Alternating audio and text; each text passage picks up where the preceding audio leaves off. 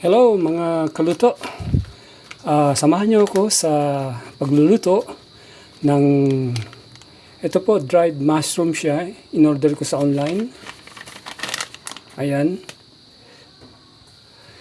Ito yung laman ng pack, ano. Hindi ko alam kung anong klaseng mushroom ito, no. Pero nung pinapanood ko sa video ay okay naman siya, katakam-takam at mukhang masarap naman, masustansya. So kaya nag-order ako, gusto kong i-try. So ito ang iluluto ko ngayon. Tara po, samahan niyo ako mga kaluto. First is piprito ko yung magiging sahog niya. At ang sahog niya ay bangus. Ayan ho.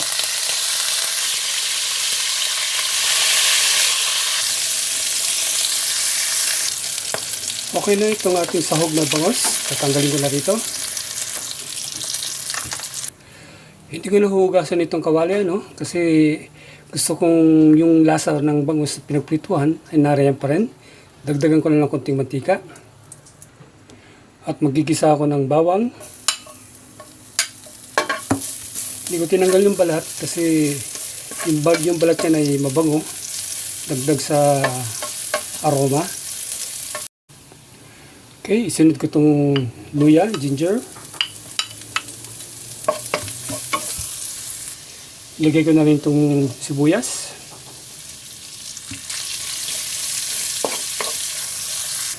Now, lalagyan ko nito ng tubig, hindi ng sabaw niya. At ilalagay ko na rin itong dried mushroom. Now, iset ko sa high heat. Ayan. Para mabilis kumulo. I'm wondering what kind of mushroom is this. Pero, anyway, basta mushroom siya. Now, tatakpan ko muna. Okay, hydrated na itong ating dried mushroom. Maglagay ako dito ng isang cubes. Half teaspoon black pepper. Okay, haluin ko. May kasama itong ganito, no? Tinitingnan ko kung raisins siya, pero parang hindi siya raisins. Tinikman ko, hindi siya raisins.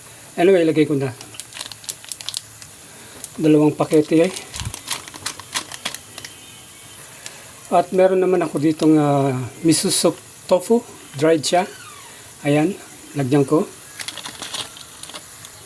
Lalagyan ko ito ng fresh carrots. Para naman meron siyang coloring. Okay, haluin ko. Now, lalagyan ko rin ito ng bell pepper. Red bell pepper. Halo. Okay, after 2 minutes, ilalagay ko na po yung sahog nating bangus. Okay, ilagay ko na ito ang ating sahog na bangus. Mukhang masarap ito, mga kaluto. Okay, 4 na sahog yan, no? Lalaki ng sahog natin, laki ng hiwa. Now, after 2 minutes, lalagyan ko ito ng tomato sauce. Para naman yung kanyang sabaw, pag ginigop, ay medyo may konting asim. Right, haluin ko. After na mahalo ko, okay na po ito, luto na. So, hindi ko na po siya patatagalin pa o pakukulang pa. Okay na po yan. Yan.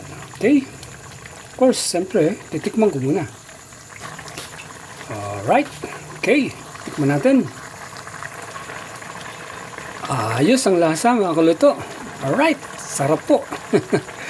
Now, lalagyan ko lang ito ng 2 pirasong green chili. Para kunting design lang, ano. Alright. So, papatayin ko na po yung ating stove. Tapos na po tayo magluto.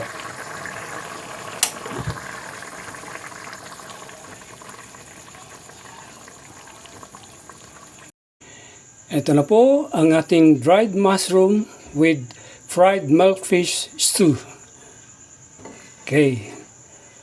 So, kakain na po kami. Tara po, kain tayo mga kaluto. I think masarap po ito at masustansya. Okay, salamat po sa inyong pagsama, sa inyong panunood.